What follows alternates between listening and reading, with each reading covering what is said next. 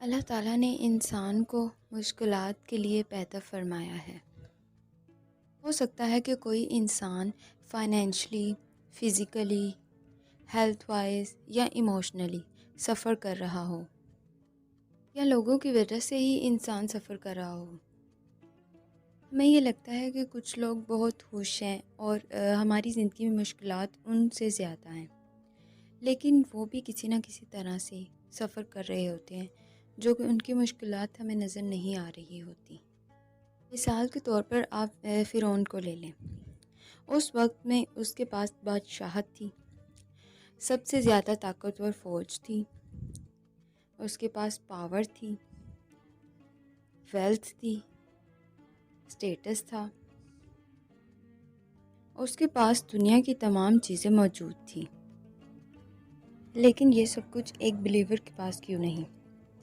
فرعون کو برے خواب بھی آتے تھے، اسے ڈر بھی رہتا تھا اور اس کی زندگی میں سکون نہیں تھا۔ اللہ تعالیٰ نے تمام انسانوں کو اسٹرگل کے لیے بنایا ہے، چاہے وہ بلیور ہو یا نان بلیور۔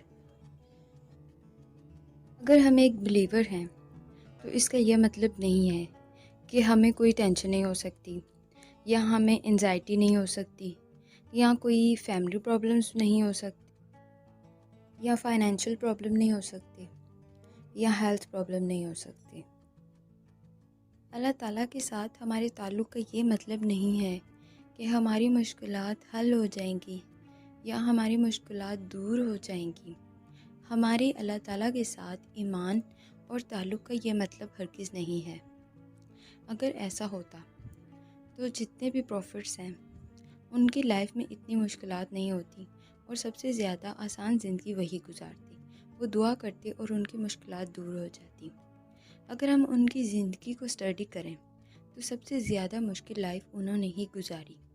نہ صرف ان کے دشمنوں نے ان کے ساتھ برا سلوک کیا، بلکہ ان کے اپنے قریبی رشتہ داروں نے بھی ان کی مخالفت کی۔ وہ بھی مشکلات سے بچ نہیں سکے۔ یہاں پر جو آئیڈیا انسان کی لائف کے بارے میں آتا ہے وہ یہ ہے کہ انسان کو اسٹرگل کرنے کے لیے بنایا گیا ہے، ڈیفیکلٹ پیپل کے لیے اور ڈیفیکلٹ حالات کے لیے پیدا کیا گیا ہے کہ وہ ان حالات کا سامنا کر سکے۔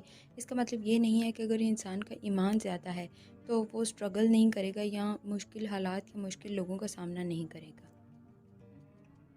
مثال کے طور پہ آپ دیکھیں کہ اللہ تعالیٰ نے انسان کو بنایا اور انسان کو ایک طوفان میں رکھ دیا، اور طوفان بھی اس طرح کا کہ آپ سمجھیں کہ آپ ایک سمندر میں ہیں اور بہت گہری ویوز ہیں، اور آپ ایک چھوٹی سی کشتی میں موجود ہیں جہاں پہ آپ کو ڈوبنے کا بھی خطرہ ہے اور بہت ڈر ہے کہ آپ کہیں ڈوب نہ جائیں۔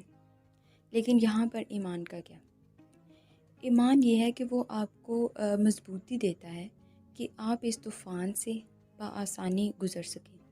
اس کا یہ مطلب نہیں ہے کہ آپ بھیگیں گے نہیں، لیکن اللہ تعالیٰ آپ کو یہ ایبیلٹی دیں گے کہ آپ اس مشکل حالات سے گزر سکیں۔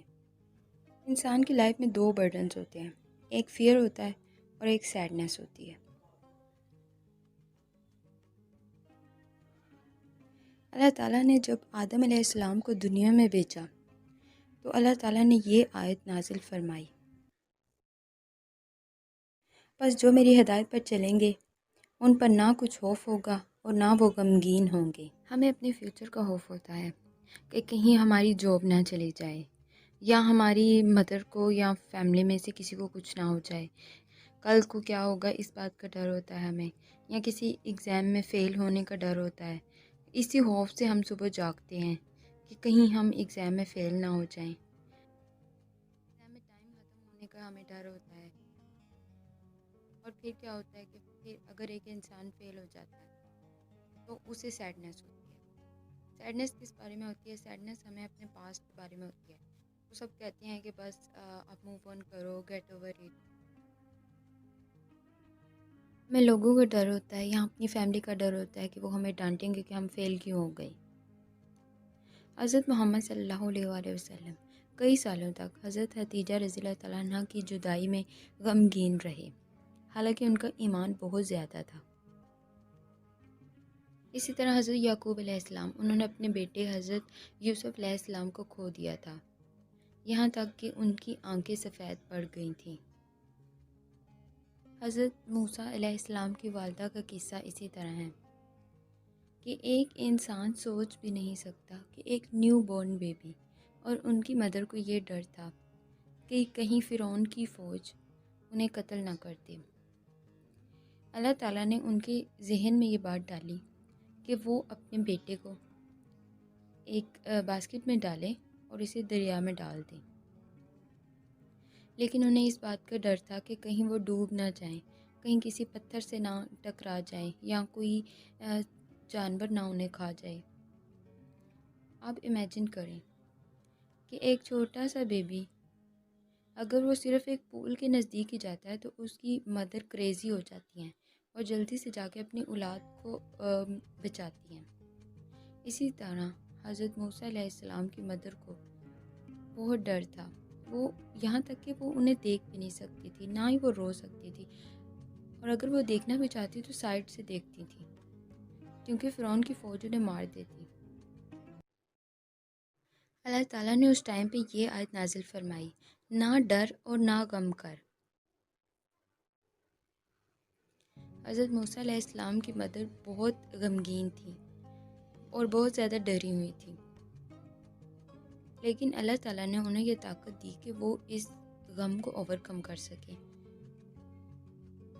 انہیں اس بات کا بہت زیادہ غم تھا، یہاں تک کہ اتنی زیادہ غمگین تھی کہ کوئی اور انسان ہوتا تو شاید وہ خودکشی کے بارے میں سوچتا، لیکن اللہ تعالیٰ نے انہیں اسٹرینتھ دی اور یہ آیت نازل فرمائی۔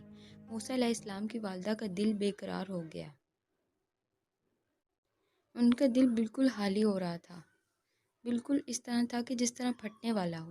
تو اللہ تعالیٰ نے یہ آیت نازل فرمائی، اگر ہم اس کے دل کو صبر نہ دیتے۔ حضرت موسیٰ علیہ السلام کی والدہ کو اللہ تعالیٰ نے صبر عطا کیا، وہ بہت غمگین تھی کہ یہ میرا بیبی ہے، اس کو میں واپس لینا چاہتی ہوں۔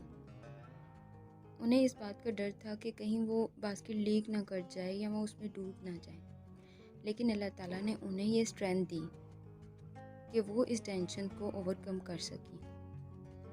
اسی طرح سے ہم انسان بھی کیپیبل نہیں ہوتے ہیں کہ اپنے ایموشنز کو کنٹرول کر سکیں، لیکن اللہ تعالیٰ ہمیں اسٹرینتھ دیتے ہیں، یہ طاقت دیتے ہیں کہ ہم تمام مشکلات کو حل کر سکیں۔